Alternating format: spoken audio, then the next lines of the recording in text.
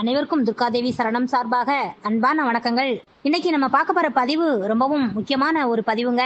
அதிலும் செல்வ வளத்தை அதிகரிக்கும் சித்ரா பௌர்ணமி என்ற ஒரு நாளாக நாளை தினம் வர இருக்கின்றது. இந்த நாளில் நாம எந்த மாதிரி வழிபாடு செய்யணும் அப்படிங்கிறத நம்ம பார்க்கலாம். ஒவ்வொரு மாதமுமே வரக்கூடிய பௌர்ணமி தினம் என்பது மிகவும் சிறப்பு வாய்ந்த நாளுங்க.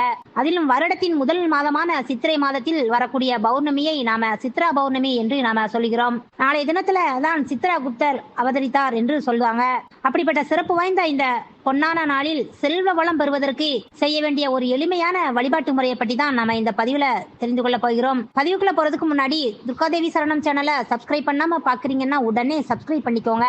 கூடவே இருக்கும் பெல் பட்டனை கிளிக் பண்ணி ஆல் என்ற ஆப்ஷனை பிரஸ் பண்ணுங்க. அப்பதான் நம்ம பதிவுல வரும் ஒவ்வொரு நாளும் உள்ள தகவல்கள் உங்களுக்கு உடனுக்குடனே நோட்டிபிகேஷன்ல வருங்க.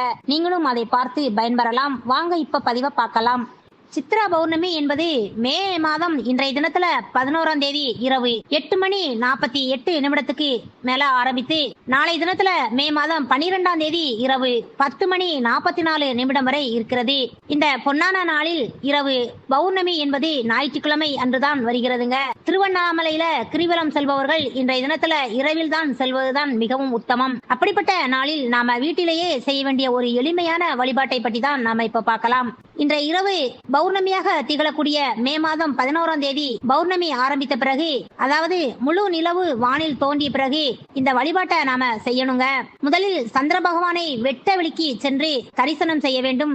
அதுக்கப்புறமாக ஓம் சோமாய நமக என்னும் சந்திர பகவானின் மந்திரத்தை 108 முறை சொல்லிவிட்டு காய்ச்சாத பசும்பாலை சந்திர பகவானுக்கு 3 முறை ஐக்கியம் தர வேண்டுங்க. எப்படி சூரிய பகவானுக்கு தண்ணீரை ஊற்றி வழிபாடு செய்கிறோமோ அதே போல சந்திர பகவானுக்கும் காய்ச்சாத பசும்பாலை ஊற்றி வழிபாடு செய்யணுங்க. அதுக்கப்புறமாக நம்ம வீட்டு பூஜை அறையில நாம எப்போதும் வழக்கமாக ஏற்றக்கூடிய அனைத்து தீபங்களையுமே ஏற்றி வைத்து விட்டு ஒரு பெரிய அகல் விளக்கு, ஒரு புதியதாக ஒரு பெரிய அகல் விளக்கை ஒன்று எடுத்துக்கோங்க. அதுல சந்தனம் குங்குமம் வெட்டி அதை அலங்கரிச்சு அந்த விளக்கை நம்ம பசு நெய் ஊற்றி அதுல சிறிது கற்பூரத்தை போட்டு ஏற்றணுங்க. ஒரு புறம் பக்கத்துல 22 எண்ணிக்கையில மல்லிகை பூவை எடுத்து வச்சுக்கோங்க. அதுக்கப்புறமா ஒரு சுத்தமான பசு நெய்யை ஒரு கிண்ணத்துல பக்கத்துல வச்சிருங்க. இப்போது என்ன பண்ணணும் அப்படின்னா, அந்த எரிகின்ற அந்த கற்பூரத்திற்கு முன்பாக வடக்கு பார்த்து நம்ம உட்கார்ந்து மல்லிகை பூவை ஒவ்வொன்றாக எடுத்து நெய்யில், அத பக்கத்துல நம்ம கிண்ணத்துல வச்சிருக்கோம் இல்லையா, அந்த நெய்யில் அந்த ஒவ்வொரு மல்லிகை பூவையாக முக்கி எரிகின்ற அந்த கற்பூரத்துல அது உள்ளே போட்டுடுங்க. அப்படி நம்ம போடும் பொழுது பின்வரும் இந்த ஒரு மந்திரத்தை நம்ம சொல்லணுங்க. கிட்டத்தட்ட இது யாகம் வளர்த்ததற்கு ஒரு பலனை நமக்கு தருங்க.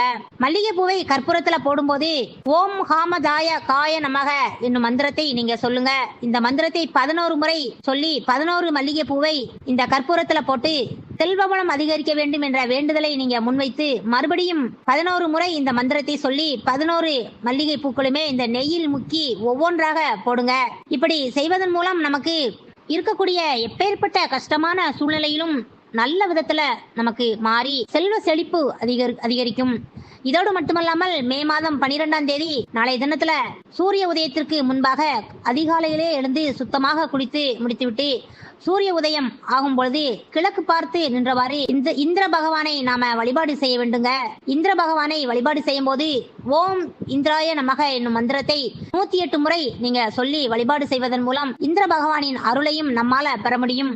ஒவ்வொரு பௌர்ணமி நாளிலும் இந்த பகவானை நாம வழிபாடு செய்யும் போது நம்முடைய வாழ்க்கையில பலவிதமான சுகபோகங்களை நாம அனுபவிப்பதற்கு உரிய நிலை நமக்கு உண்டாகும். இந்த எளிமையான இந்த வழிபாட்டை முழு நம்பிக்கையுடன் யார் ஒருவர் சித்ரா பௌர்ணமி நாளன்று நாளைய தினத்தில் நாம இந்த வழிபாட்டை கடைபிடிக்கிறீங்களோ அவர்களுக்கு செல்வ செழிப்பில் எந்தவித குறையும் இருக்காதுங்க. வாழ்க்கையில நிறைவான வாழ்க்கை வாழ்வாங்க என்பது நம்பிக்கைங்க. நண்பர்களே, இந்த பதிவை பார்த்துட்டு இருக்கும் அனைவருமே கீழே இருக்கும் கமெண்ட் பாக்ஸில் ஓம் இந்திராய நமக என்னும் வாசகத்தை பதிவிட்டுட்டு அப்படியே உங்க நண்பர்கள், உங்க உறவினர்கள் அனைவருக்குமே நம்ம பதிவை ஷேர் பண்ணுங்க. மேலும் நம்ம வீடியோக்கு லைக் பண்ணி சப்ஸ்கிரைப் பண்ணி சப்போர்ட் பண்ணுங்க ஃப்ரெண்ட்ஸ். தேங்க்ஸ் ஃபார் வாட்சிங். நன்றி.